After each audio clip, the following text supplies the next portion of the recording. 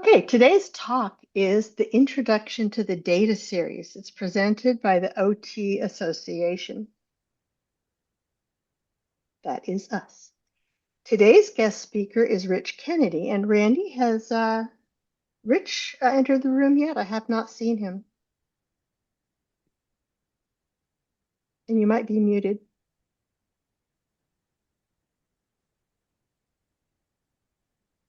Okay, we're going to go on.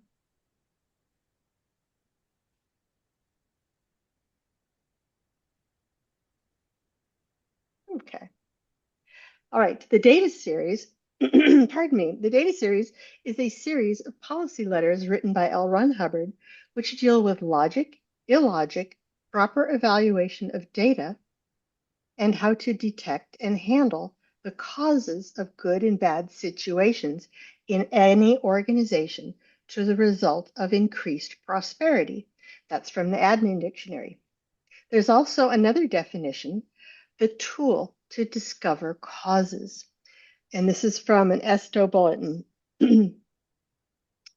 ESTO Establishment Officer Bulletin. A little background. The theoretical underpinnings of much of the data series can be found in several LRH books from the early to mid 1950s. Science of Survival from 1951, Advanced Procedures and Axioms 1951, Fundamentals of Thought 1954. The formal series began taking shape with the first HCOPL, that's Hubbard Communication Office Policy Letter, dated 26 April 1970. It deals with the subject of thought. After that, probably some of you might recognize this, and I thought I'd show it to you. The 1976 version of the Volunteer Minister's Handbook, or VMH, contains a 55-page chapter entitled Investigations, based on 13 of the data series HCOPLs. A two-page check sheet includes 13 data series issues plus 13 drills.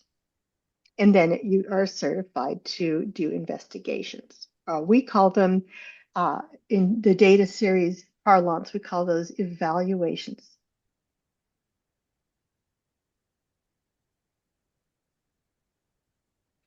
The VMH states the purpose of the evaluations chapter as to educate the volunteer minister in the knowledge of how to logically investigate and therefore be able to find the real why for non-optimum situations in life, businesses, and organizations and handle them.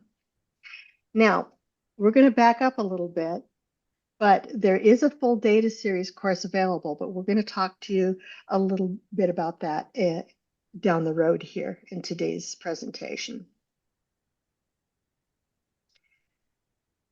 Let's back up. Why did LRH create the data series in the first place, and why is it important? As the first policy letter in the data series, DS number 1, explains, there was administrative trouble. Certain Scientology organizations had continued to exhibit falling key org statistics, such as income, the number of trained auditors produced, the number of new clears and OTs, and had considerable personnel turnover. LRH thoroughly reviewed how Scientology orgs were managed and how the day-to-day activities of each division and department operated. He closely examined each unit's production. He analyzed by statistic over a period of at least 6 weeks. LRH discovered that many executives and staff could not think clearly when it came to running a section, department, or a division. Opinions often took the place of facts, and fixed ideas proliferated. To rectify this situation, he created the data series HCO policy letters and introduced the concept of data evaluators. Now we're going to talk more about an evaluation later. Excuse me, we're going to talk more on this evaluation that LRH did later, because it had quite an impact on Scientology and some of the tech that was developed afterward. Now, when the data series first came out, of course, there was a course. And who was the data series course supervisor during the years 1972 to 73? Anybody have an idea? Just unmute yourself and holla.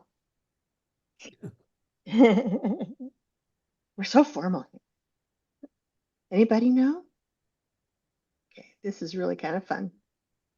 Mary Sue Hubbard was the course supervisor for the first data series course that ever came out. And you see two pictures of Mary Sue and Ken Urquhart, who worked with Mary Sue. And the photo credit goes to Janice Gillum Grady. Ken Urquhart is still around. I think he's living in England now. According to Rich Kennedy, the data series isn't only to instruct org evaluators. It contains a wealth of technology of how anyone can use their minds to deal with conventional reality.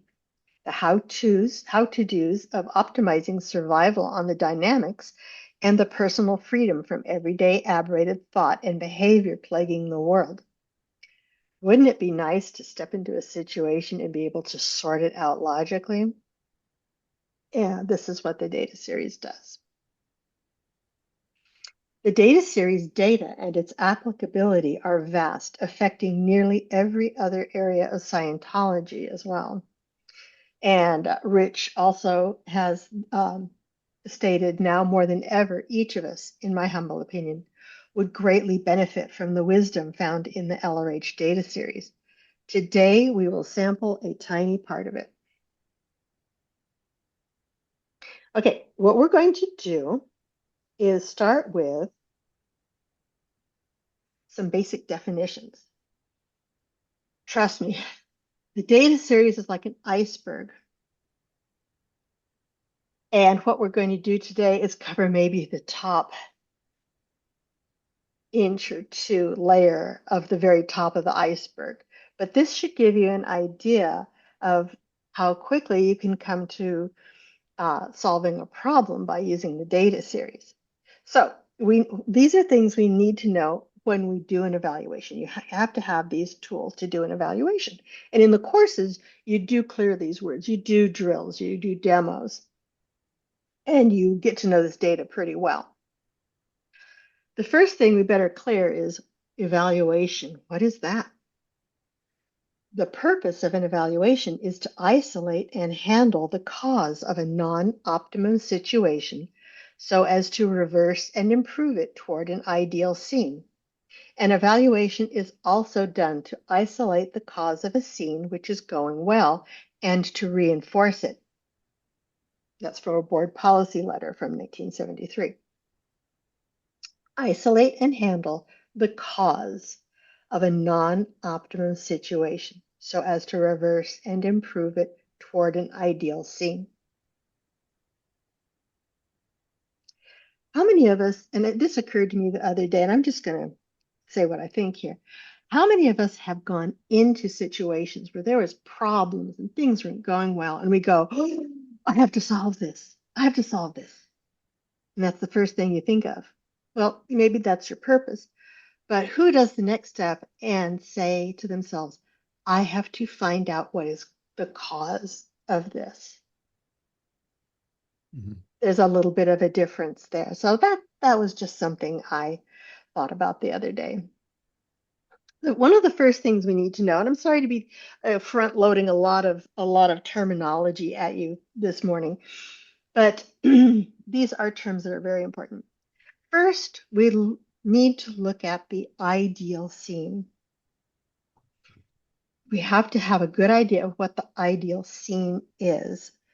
The entire concept of an ideal scene for any activity is really a clean statement of its purpose. Okay. And another definition, and by these are no means the only definition, so I'm only giving you a couple of the most important definitions. The state of affairs envisioned by policy or the improvement of even that. And that's from the admin dictionary. Also, these policy letters are in the admin dictionary, or the definitions taken from the policy letters are in the admin dictionary. So, ideal scene. And I was going to ask you, where else is the phrase ideal scene mentioned in LRH Tech? Have we seen this anywhere else? Admin skills. Yes, exactly. Exactly. You have to have one to do an admin skill. What's your ideal scene? What we're going to do today is give you an example of each of these terms. And we're going to talk about uh, trouble at the Sunshine Cafe today. Okay. So, Sunshine Cafe's ideal scene is a clean, pleasant dining space where managers, wait staff, chef, and kitchen crew all work harmoniously together to serve a variety of tasty down-home style meals at affordable prices to customers at 24 top tables, 22 top tables, and a counter, 10 seats, which are ideally fully occupied at peak dining hours, 11 a.m. to 1 p.m. and 5 to 8 p.m., or approximately 200 customers per day. But there's a situation. Dun, dun, dun. The situation is a problem, a major departure from the ideal scene. This means a wide and significant or dangerous or potentially damaging circumstance or state of affairs, which means that the ideal scene has been departed from and doesn't fully exist in that area. So, keep in mind that ideal scene, harmonious, dining space, people getting served good food, and a certain income, right? Well, it's not happening for Sunshine Cafe. Okay, here's a detail of their situation. Owner Johnny Dollar observes that the cafe's average gross income has dropped by 20% in the past 6 months. The number of customers has dropped from 200 to 185 per day average in the same time frame. It's midsummer. Customer numbers are normally 20% higher. So normally they have 220, 225, or no, excuse me, 240, 250 to 60 people per day. New wait staff have been leaving within 2 weeks of hire. And he knows he needs help from trained evaluators. One of the first steps we do in an evaluation is data collection. And data collection is merely observations leading to investigation. So an evaluator is going to go into an area and simply make observations. What is going on? What is seen? What is heard? And believe me, a computer company named after a fruit uses this technique. Okay, what was seen, what was heard, that's all you get. And then, of course, statistics. Data collection is where you gather all relevant facts before drawing conclusions. This may include financial reports, customer reviews, interviews, observations, inventory records, and other relevant information. That's straight out of the admin dictionary as well. Of course, remember LRH did his first development of the data series, and he just used statistics. Okay, but we can use statistics too. Statistics are defined as a number or an amount compared to an earlier number or amount of the same thing. Statistics refer to the quantity of work done or the value of it in money. And that's actually in the Introduction to Scientology Ethics, written in 1978. Excuse me. But this is key. A number or amount compared to an earlier number or amount of the same thing. We can't just take one number and say, oh, that's it. You've got to have comparisons. Okay, and there are some things that we look for when we do data collection. And one of those is called out points. And now these are numerous. There are at least 12. They are defined and listed in the data series. But outpoints are defined as a pointer toward a situation. There are situations, that problem, the non-optimum thing, right? An outpoint is simply an illogical departure from the ideal scene. By comparing the existing scene with the ideal scene, one easily sees the outpoints. Now, this is a partial definition of outpoints from HCOPL 19 March 72. It's in the admin dictionary as well. Okay, so outpoints, we're going to be looking for those, all right? Things that don't look good. Now, on the other hand, it wouldn't be fair to just look for outpoints or, it's just not fair. So we are going to look also for plus points. These are very important in evaluation as they show where logic exists and where things are going right or likely to. In doing evaluations to find why things got better so they can be repeated, it is vital to use the actual plus points by name as above. They can then be counted and handled as in the case of outpoints. So we're going to, make a list of outpoints and plus points. Plus points are, after all, what makes things go right. So we're going to just observe and categorize outpoints and plus points. And we're going to come back to Sunshine Cafe here. And we're going to collect data. And if you would be so kind as to unmute yourself, because I'm just going to have the group shout out things, okay, as we go. Now, I'm going to give you a piece of data, and you're going to tell me if it's an out point or a plus point. All right? You guys ready? Are you ready to be evaluated? Ready. Some of the data collected at Sunshine Cafe includes this. Is this an out point or a plus point? How did we get to row? And I want you to just holler out point or plus point after I read the sentence, okay? It'll be a little fun. I hope. All right. The evaluators go into Sunshine Cafe and they observe a clean dining room and kitchen. Plus point. Plus point. Yes. Okay. Yes. Row. Okay. The next thing the evaluators observe is the A+ quality rating sheet posted next to the register, the one with the big A or B. Yeah. Okay. That's next to the register. Plus point. Plus point. Plus point. Huge plus point. Yes. Good. Now, I can't say the other evaluation app, but Squawk ratings on food have fallen from 4.8 to 4.1 in 6 months. Out point. Absolutely. Yeah, that's stats right there. And all data is you can use all data. You just have to evaluate if it's relevant or not. Okay. Wait staff, hostess, dressed uniformly and groomed neatly. Good serving techniques, friendly to customers. Plus point. Plus point. Real good. The manager says she loses wait staff after a week or two and says that she spends too much time rehiring. Out point. Right. The manager, the evaluators have written down that the manager says that there has been no change in procedures since she began 8 months ago.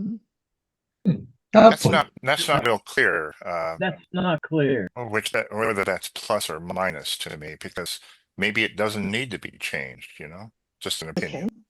No, Randy, investigate further, right? Investigate further. Yes. Bingo. Woo. Yes. Absolutely. If something's not clear, you investigate it a little further. Really, where's the employee handbook? Where's the list of procedures? Where's the budget? How are the things purchased? You have to absolutely look deeper on this, right? Okay. Yeah. Okay. All right. So, the evaluators observed that the manager seems preoccupied with fixing register problems. Out point. Good.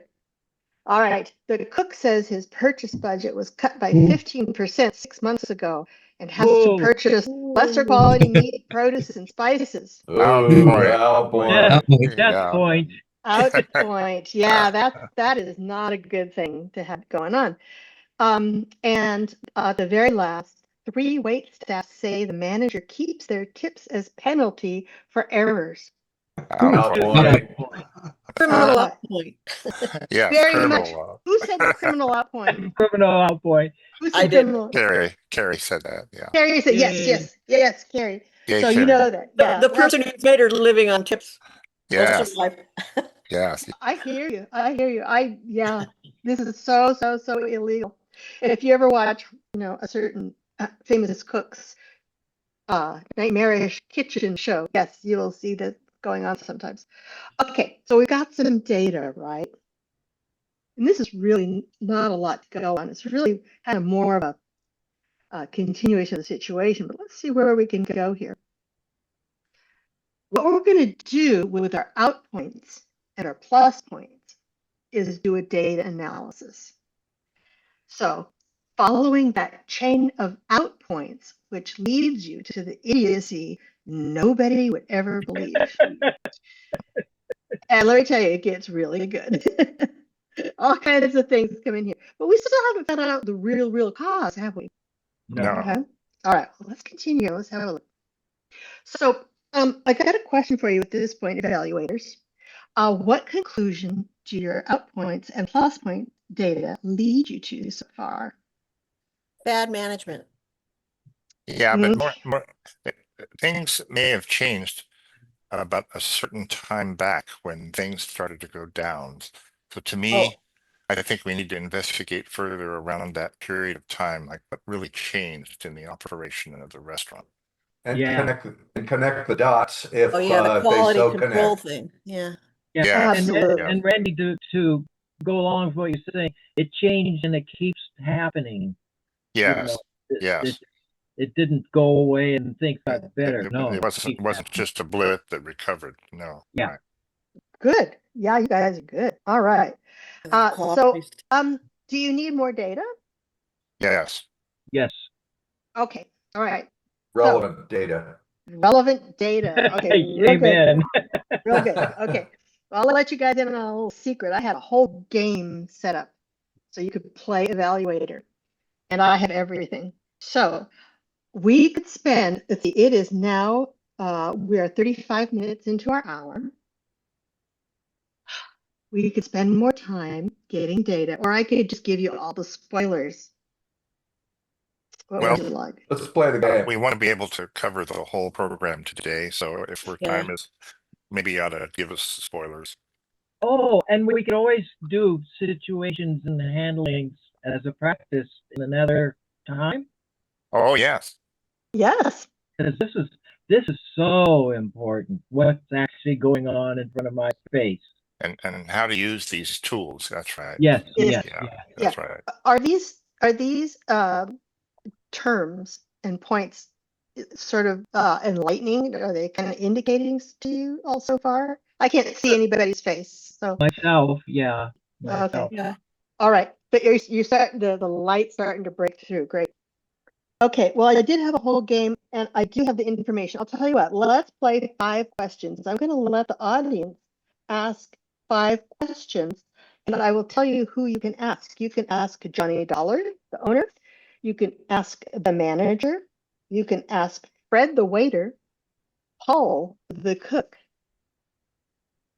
or Andrea, the bookkeeper. You can ask a question. Who would like to ask a question? Randy, I can you will. help me see who's asking a question? Carrie, was that you? Yeah. Okay, what I would question do ask- you have? I would ask the manager when and who made the decision to change the quality control issue on the product that's being purchased. Okay, so the change in the change in the Ch- cook's yeah. The budget. meat quality. Yeah. Yeah, yeah. Okay, okay. Let's see here. Hold on, I've got the data. Basically, okay, what we need to know about Trish is that she does everything. She's Superwoman. She does draw up the budgets. She does, count the till, make the deposit, does the hiring and firing, and she's there from open to close every day, very dedicated.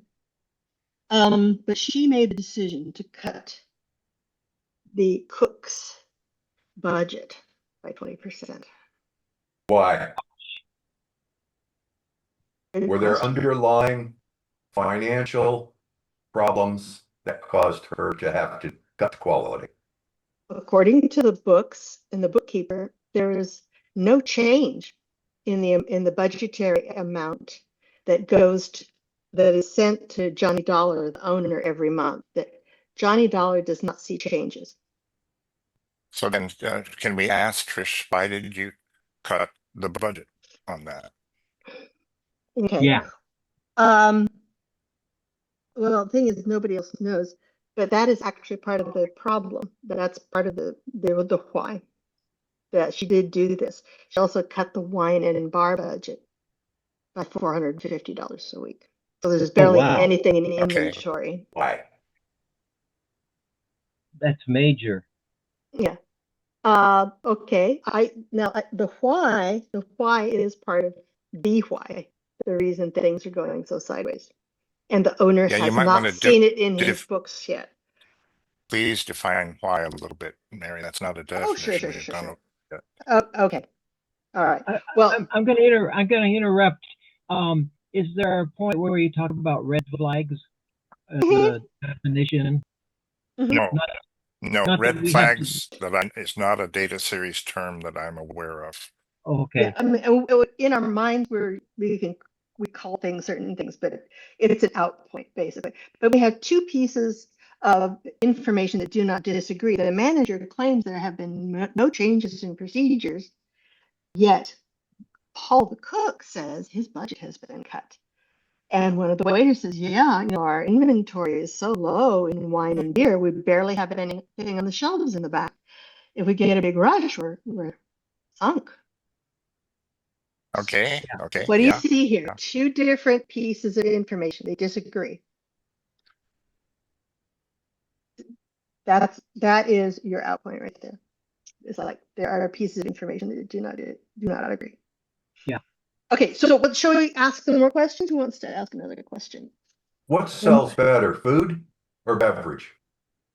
About equal. Really? Okay. Yeah. Were there supply chain problems Yeah. leading to they can't get the higher quality meat for some reason? Is there an issue with that? Strictly the choice of the cook and what he's had to do to accommodate the new budget, but no supply chain problems. Okay. So we're Yeah. back to why the decision was to cut the 20% or whatever it was. The person that did that. Is it, but would be improper is like when I'm looking at that data, I'm going, there's maybe a desire to increase the profit margin. Well, yes, But- that's a good point. But I think what we're leading to here, the way this is mocked up, is this may be we're on the edge of the why for the whole thing, right? The here. reason. Okay. The reason why it's all happening This- is probably in this example that the budget was cut for the quality of supplies and the quantity of things to sell, and that was Yeah. the actual reason why everything has gone down. Okay. That's my guess so far, based on the data we have so far. Okay. Yeah. Is there anybody else you want to talk to? And we'll leave this at one more. We've pretty much got our 5 questions. I'll allow one more. Does anybody want to talk to? Paul the cook, Andrew the bookkeeper, Fred the waiter. Well, What about the customers? Ratings have been for this place have gone from 4.8 to 4.1, and customer numbers have dropped rather than increase in the summer season. I have a question for a waiter. Yeah. Have you noticed any change in customers' attitudes Yeah. lately? No, just the sunshine and brisket doesn't seem to be available anymore, even though it's on the menu. And he has to check with Trish to see why that's not on the menu. or Okay. if they're out already. And he says he's never served one that special that was used to be so popular. Okay. Oh, Ah, ah, so they had a really popular product, the Sunshine Brisket. That's making me hungry. And they took it off the menu. Yeah. It's on the menu. Okay.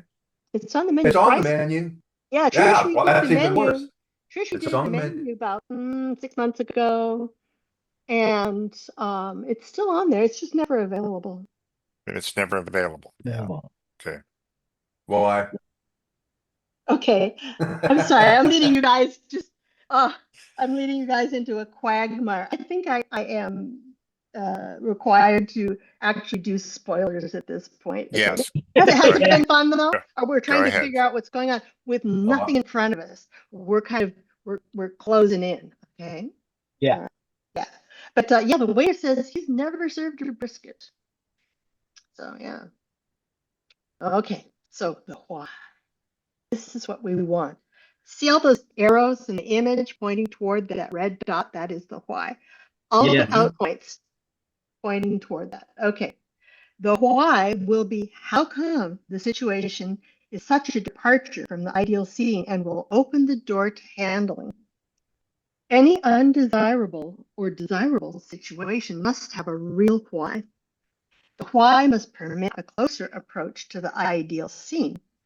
The why must always improve the existing scene toward a more ideal scene.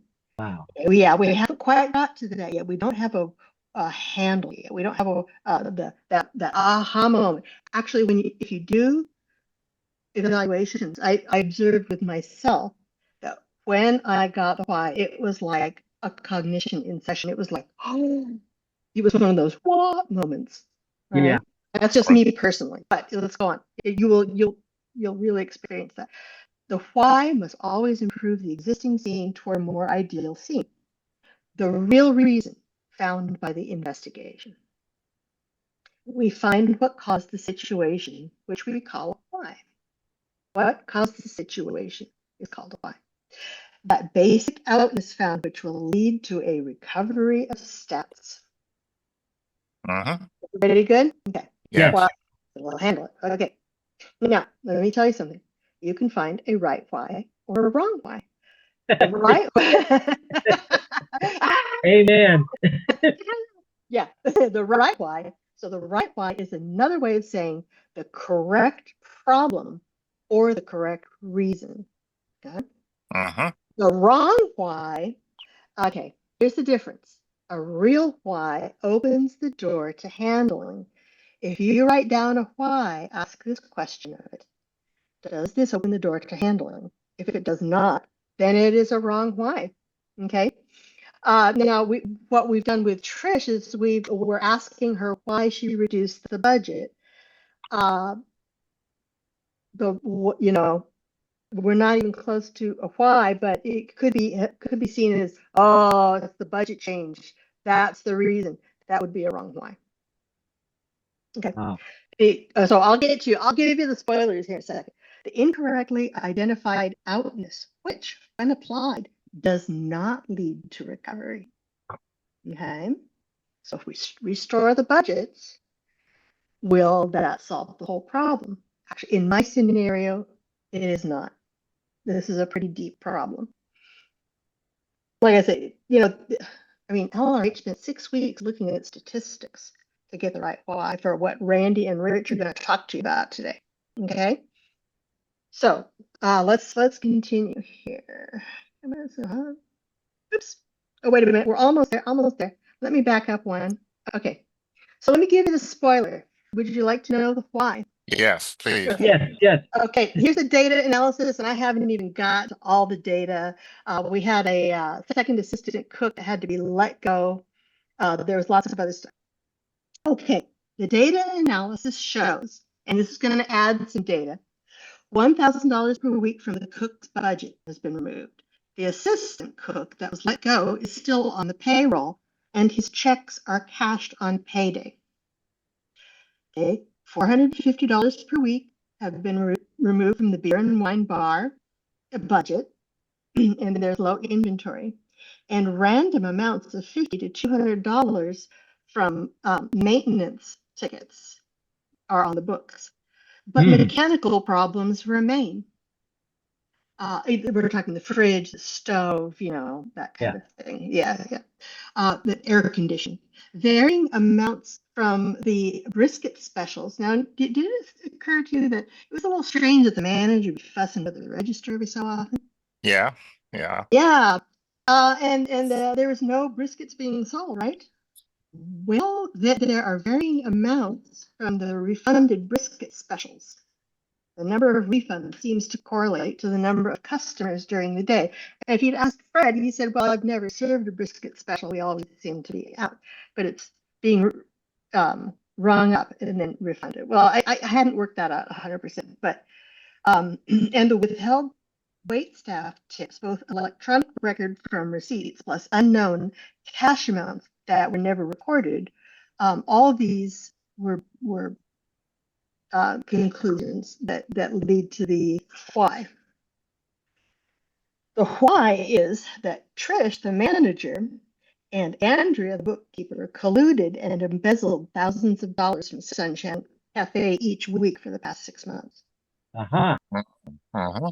Yeah, so we have collusion. There are 2 sets of books. Theft, yeah. Yeah. There are 2 sets of books, and the bookkeeper was in on it, so that's why. So, I mean, And so this would, one way you verify why is, does it explain all the up points? Do they all kind of add up from this too? Yeah. Okay. does it seem to add up pretty well for everyone here? Yeah. My knowledge of restaurant management is minimal. I did my best. But yeah, so we have check fraud. Somebody's cashing that fired cook's check. Yes. And You have all these briskets being run up, but nobody's being served them, right? Yeah. It's like I hadn't figured it out technically. I had it in my head a little bit ago, but yeah, the briskets were being refunded, but they were never ordered and they were never made because Paul, the cook, says I haven't even ordered brisket. Yeah. Yeah. So there was a lot of whys, and they all point back to Trish. And one of the outpoints was the owner noticing a thumb drive on the office computer that the bookkeeper uses, plugging it in and discovering the second set of books. Yeah. Yeah. Another case of waste, fraud, and abuse. Yeah, that's right. Yeah, total criminality there. So, but it was like, oh, Trish is so capable. She's so there all the time. It's all PR. All PR. Anyway, and then per your earlier point, when you have the right why, you should get a bright idea about handling, right? Right. And what would you do in this case? Just for giggles. What would people do in this case? Fire Trish. That's right. And how about the bookkeeper? And the bookkeeper. Making sure Everybody who was found involved. Yeah, the wait staff is doing an extremely good job. The cook has been there for 15 years. He's a graduate of a very fancy cooking academy and just loves working for Sunshine Cafe. And he's a good guy. He makes do with what he's got, and it just is showing. Yeah, and some of the plus points kind of point to how you could help promote your way out of this. Say, hey, we're bringing back the brisket special. Those of you that haven't seen it for a while, it's back. And, and do a special promotion on the wonderful chef, the cook, how great he is. Absolutely. Yeah. And the bookkeeper blew, to another state, so we don't have to hang But Johnny Dollar made a little visit to the police. I just visualized one of those signs that you see all the time under new management. Yes. Right. Manager wanted for sure. Yeah. Well, so you get the idea. The data, the evaluations can go pretty deep, and you have to keep looking if there's any doubt. You can't buy, everything's good, everything's rosy, nothing's changed, because people can and will not tell you exactly what's going on or the truth. Yeah. That's why asking why Trish changed the budget was she was gonna not tell you. Yeah. Yeah, I see. Yeah, Yeah. yeah. I get it. Yeah. That's where I got stuck. Good Okay. example. Good example, Yes. Mary. Yeah. Okay. Now, what we're going to do is we're going to turn it over to the panel, and we're going to hear from some trained evaluators. I have taken the data series course myself. I would be considered probationary because I haven't done a great number of them. But let's hear from Rich, who actually provided that trivia slide for us. Okay, and made some comments earlier about the data series that I read to you. So, Rich and Randy and Trey, take it away. Mary, maybe I should go first in the sequence and then Oh, and Yes. Rich. oh, Okay. you can arm wrestle for it if you want. I think I'll just tell a little story There you first. go. Okay. You tell your I story. know Yes. that Rich wants to chime in on it afterward. So here's a story of a very important evaluation that L. Ron Hubbard did in the late 70s. And just a brief orientation to this, he was finding that that auditors were having a tough time getting trained. We weren't getting enough auditors trained, PCs audited, income was dropped in various orgs. And so he said, man, I've got to do an evaluation on this. So he decided to apply this data series to that, and he gathered up all the data he could find. And to summarize, here's what he found. He found a number of factors that all went into this. And this became a very famous evaluation, and it actually resulted in some new services on the bridge, which we've had ever since. Wow. Yeah, what he found was the world is out of calm. And that's what the eval came to be known as, the world out of calm eval. And here's how he found that. He said, well, looking into this, first of all, the educational system is deficient because when you look in how people are trained in ordinary schools, they're not taught to study effectively. Very often, in fact, the students are made wrong by the teachers, and the teachers will blame the students for not learning for various reasons. And that's one factor. So the school system has been inadequate. Another thing he found looking into what has changed in the society since an earlier period, the early 50s, hundreds of thousands of people bought the Dianetics book and they could read it and apply it relatively easily. But here in the 1970s, you give somebody a Dianetics book and they bog on it. Why do they suddenly bog on just trying to read the Dianetics book, for example, right? So another thing he found was, well, drugs came into the society, especially in the 1960s, very heavily, became more and more prevalent. Drugs, right? And another factor he isolated was that had changed in the late 50s. People started to babysit their kids with television. More and more kids were watching television 6, 7, 8 hours a day, starting Wow. from around 1955. Before that, that wasn't a big factor, you know? And that and looked into that, that put people on an inflow, just watching TV, watching TV, watching TV. So you combine all of these factors. These were, I think, the main factors he found. And so television, recreational drugs, deficient educational system, they all contribute to people being out of calm and unable to confront or study effectively and easily. Yeah. So he said, okay, so what do we do about this? These are the main factors. So out of this, he developed the purification rundown. This is what prompted him to say, We got to help really handle the drugs and people system, purification rundown, survival rundown, the objective processes, the drug rundown. Let's update that. Let's make sure we really handle drugs on cases.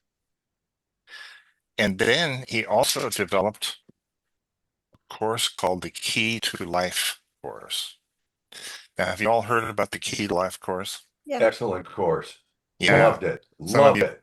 And if you're like me, I had some of my biggest wins in Scientology from doing that course. Here, here. Yeah.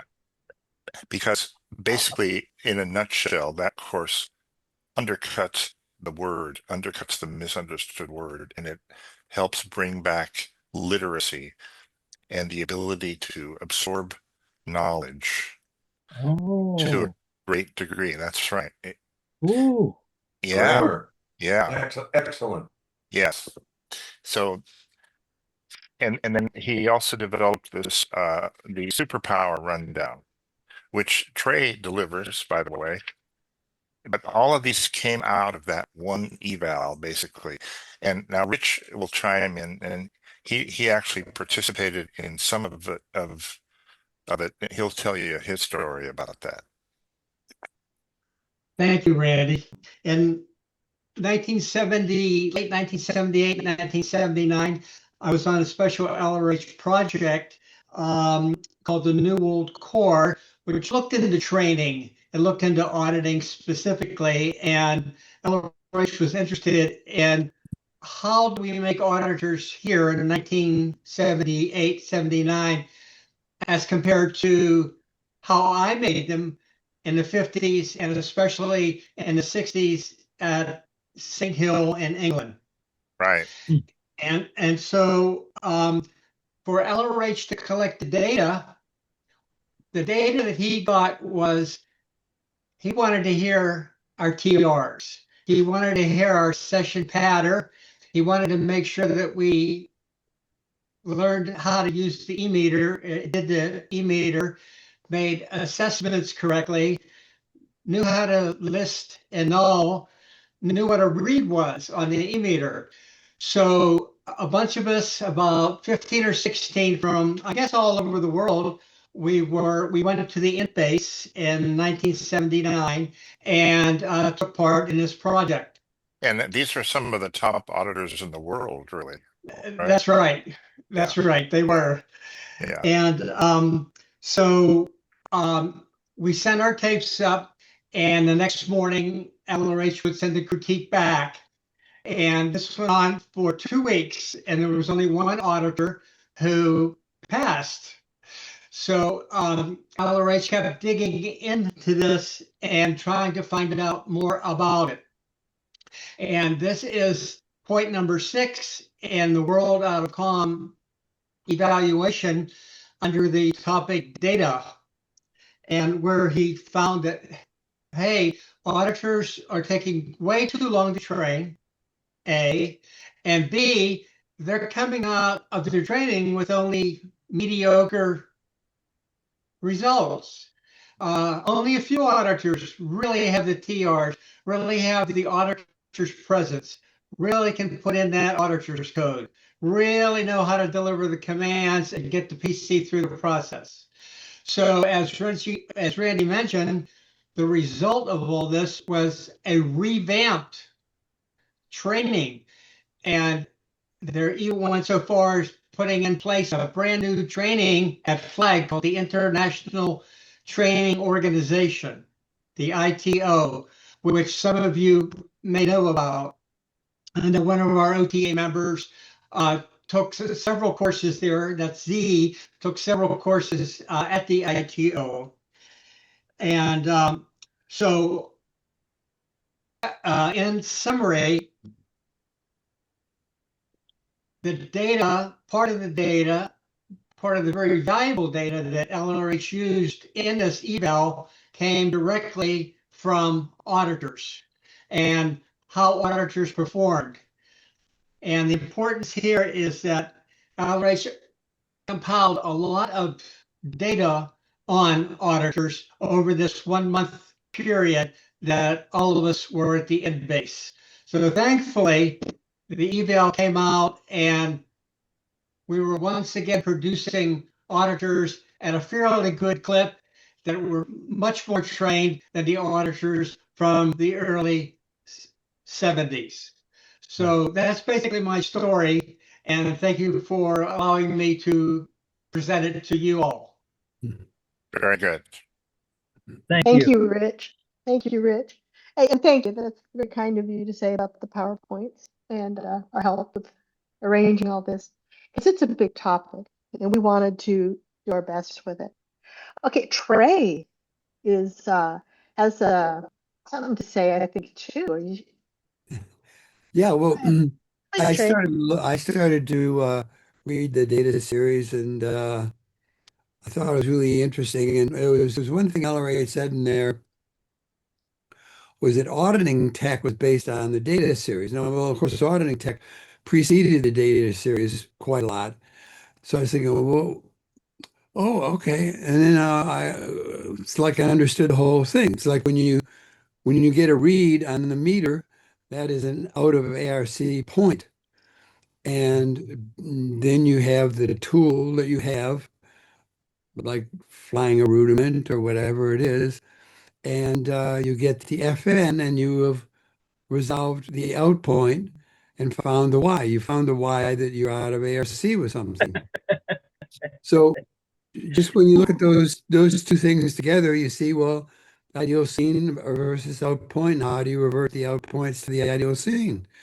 And then when I started doing an admin scales on people, I realized, well, this is pure data series evaluators technique. You know, when you establish a goal and a purpose, you're establishing an ideal scene. And when you look at a plan, you look at, well, what's the existing scene? And what is the existing scene? How does it depart from the ideal scene? And what can I do to to move the existing scene towards the ideal scene? And then you word that as a plan. That's your plan.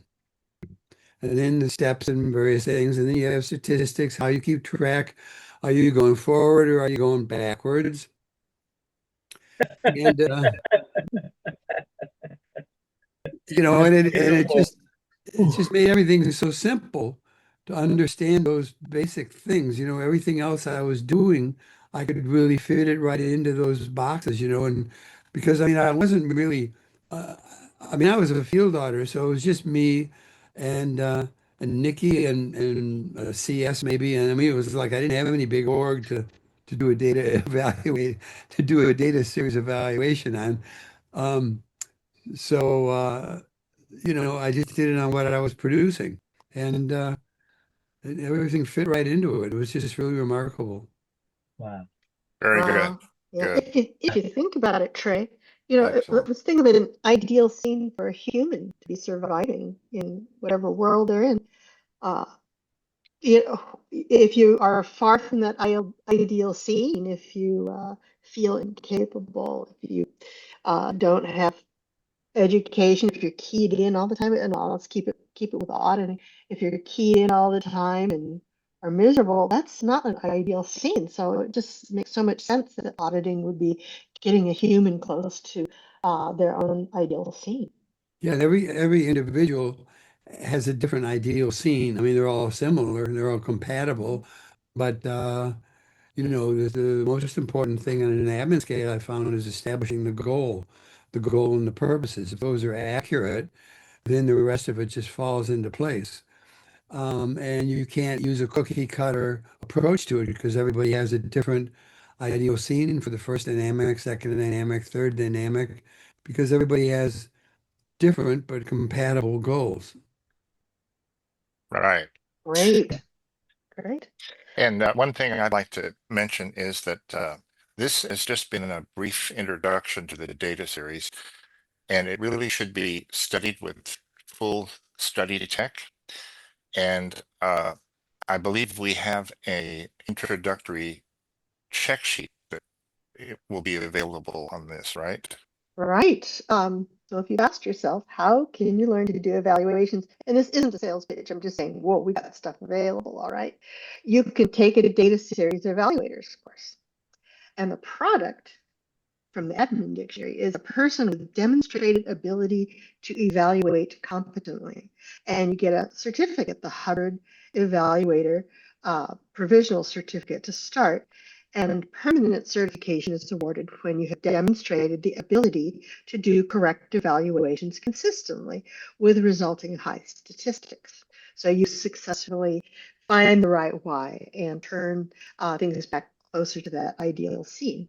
Now, so where do we get that? Is there one in the independent field? Because Rich, was it you told me that previously it was only offered at advanced orgs or in the Sea Org to start?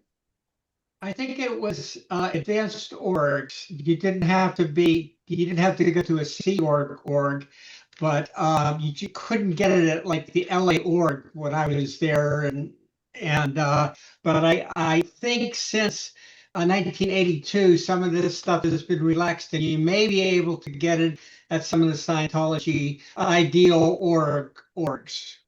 Yeah. Okay. All right. So it's become a little more available since its inception. Now, one location is the complete Hubbard Elementary Data Series Evaluators Course Check Sheet. It's available in the Indie field, and it's a reworked 1990 edition from Ron's org. It includes all the data series HCOPLs through 1989, a dozen HCOPLs about statistics, how they are used, and how to manage by statistic. Now, if you have been on staff and you've done your Thursday afternoon statistics and turned them in, you're familiar with that, managing by statistic. So we've been there on that. And Randy gave Rich that information. It is available. The complete HED SEC is available in the independent field from other orgs too. But let me show you something. Okay, here's the opening page of the Data Series Evaluators course available from Ron's org. And we do have this, right, Randy? Randy, do you offer this at all too, or? Well, I give a link to it. I can train someone on that if they want to. Yes. Okay. Okay. That course was not developed by Ron's org. I remember when it came out, a guy named Bernie Jackson up in North Country developed a lot of these courses. I think it was adopted by Ron's org, but they didn't develop it.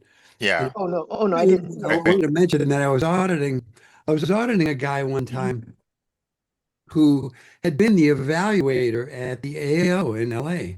And so he was talking about it. He said, I was relating how, you use the data series in auditing to get an FN. He says, yeah, when, I did a lot of evals at the AAO, and, you'd get an organization that had some dissonance and some turbulation in it, and you'd go ahead and do an eval. He says, if you got the right why, the whole org would FN.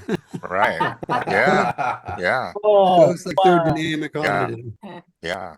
Good. Yeah, I recall one time at a mission that will remain unnamed in California. There was an evaluator came in or was on staff. Somebody did an evaluation and found out that the common denominator of why was the course supervisor, who was just very, very social to the point of really being distracting, and that's why the students weren't getting through their courses adequately, quickly. So. And did that resolve things when that was found? Talk about the org FNing or the mission FNing. Everybody was like, yeah, okay. And we got a different course supervisor and we were on it. Yeah, good example. Yeah. All right. So anyway, the full data series course contains this. Now this is Rich. Do you want to read this or shall I? Sure, I can read these. Okay. I went through this data series course for about a week, really looking at it, and there's a significant number of policy letters. Now, remember, by 1982, there were 49 HCOPLs, all LRH on the data series. And so the check sheet for this particular course has lots of drills, lots of demos, including clay demos, lots of exercises and essays. So I would estimate that this particular course, if you were going to do it full time, would be about a 6-week course. So it would be best done, of course, in a formal training academy. Okay, good. Real good. And I'm going to let you tell about your new course. Oh, thank you, Mary. So I composed a data series course. It's called the Intro Data Series course. It's very simple. I have a check sheet, and I am looking for volunteers. And a pilot course, yeah. Right, to pilot this program. And there's no prerequisites. In fact, it's good if you know nothing, virtually nothing, or just a little bit about the data series, because this is really your first step.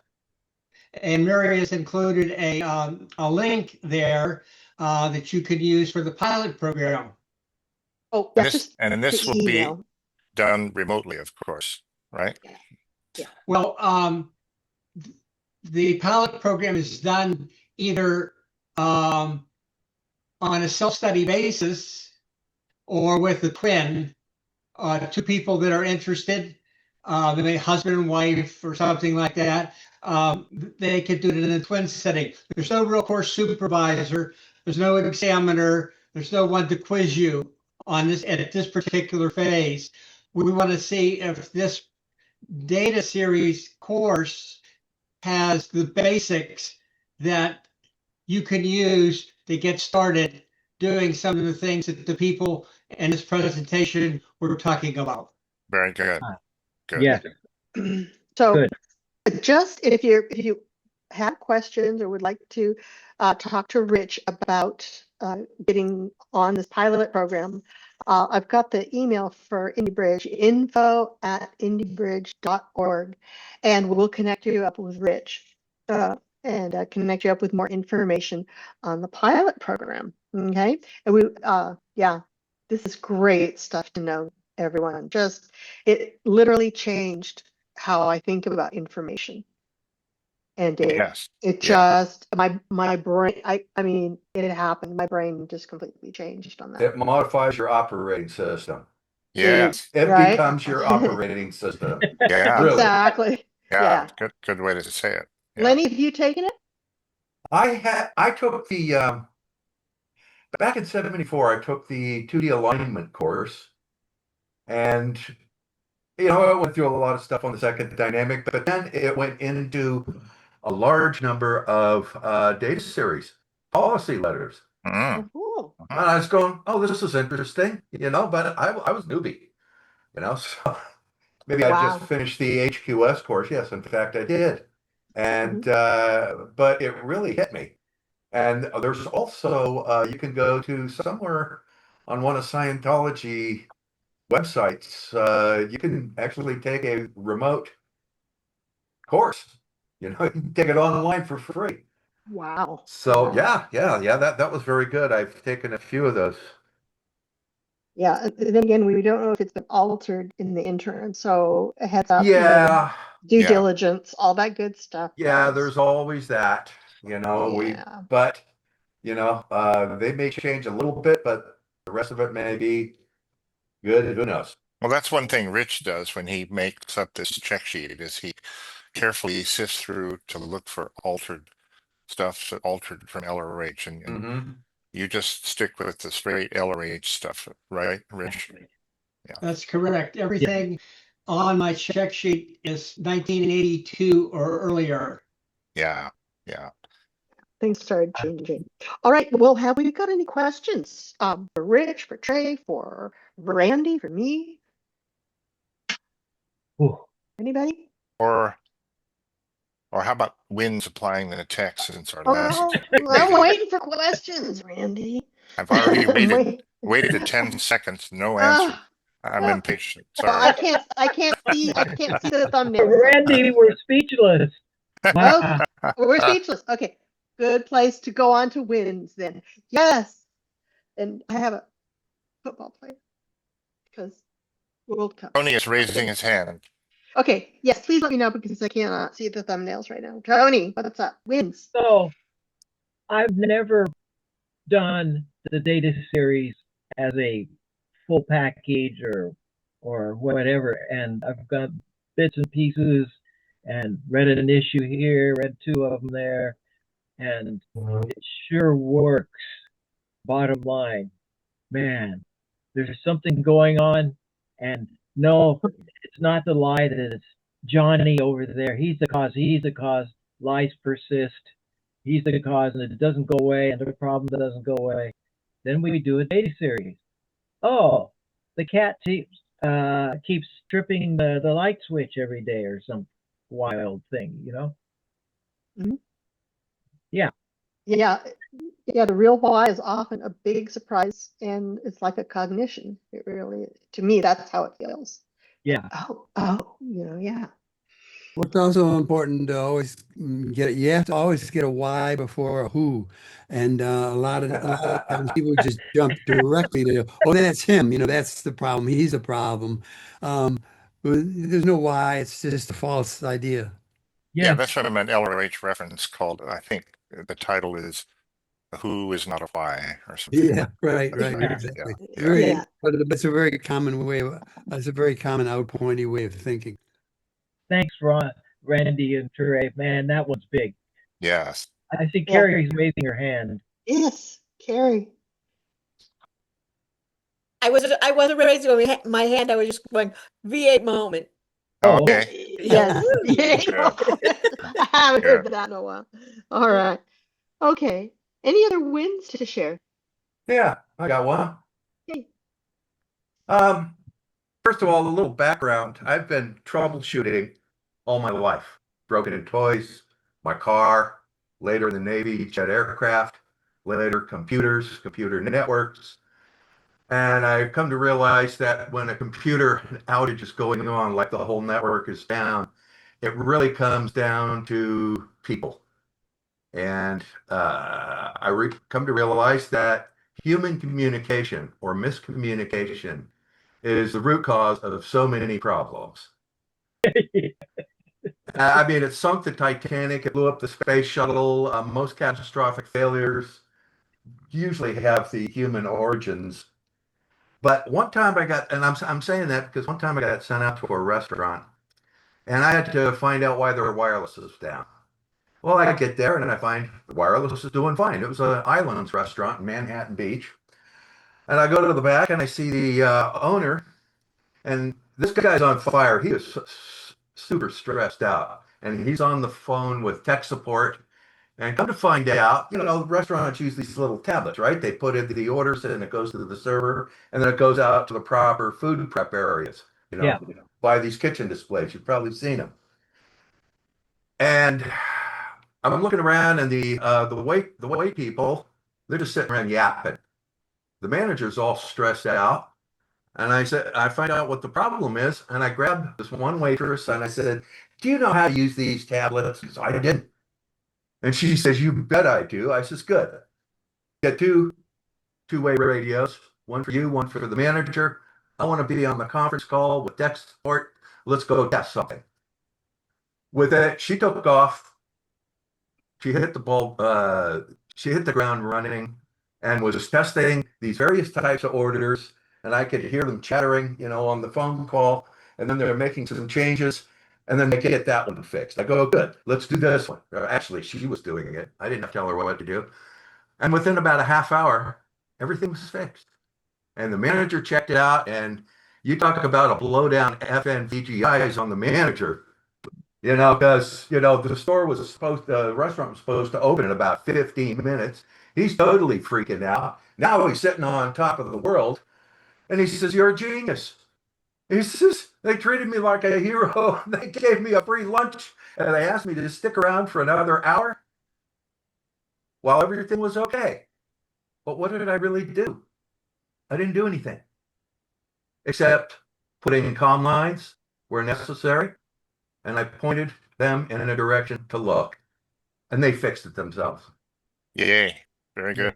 You Yeah. know, Yeah, that's Yeah. great. that's all Yeah. I had to do. Just put in some calm. Yay. Awesome. Okay, any other wins? Okay, well, I'm gonna call it done here then, and I'm gonna do my little outro. Our next OTA event is Trey Lots on the origin and evolution of OT. How did we get there? All right, and that will be Saturday, September 19th, 2026, 11 a.m. Pacific time. And of course, our contact info again, indiebridge.org is our website for a list of events, and contact info@indiebridge.org is our email. Please get calm. We love it. Questions, suggestions, email us. And if you want to do that pilot program, email us and we'll hook you up with Rich. All right. Indie Bridge on Facebook. If you are not a member of Indie Bridge on Facebook, it's a really calm, serene, sociable place with lots and lots of indies. Just email info@indiebridge.org or do a search on Facebook because you can find it on Facebook. It's publicly visible, but you cannot see what, unless you're a member, you can't see who is in it or what's going on. But we'd be happy to invite you to ask any one of the OTA members for an invitation. We'll get you set up. And Hey, Mary, yes, yes, what was the next meeting? Was it the 19th of September? yes, yes. Okay. 11 a.m. Pacific. Mhm. Okay, And thanks. are you on our email list? I am, Okay, good. but I'm just Carrie. putting it in my calendar now. That's my little lifeline. Yeah, I Yay. do that too. Keep track of dates and times. All Yep. right. And if you have a calendar like an Apple calendar, you can actually put the link, which will come out 2 weeks beforehand. You can put the link right into your calendar and just go to your calendar and click on it. You'll be right here. Okay. Anyway, let's see here. Thank you for being here, everyone. Thank you. That's it.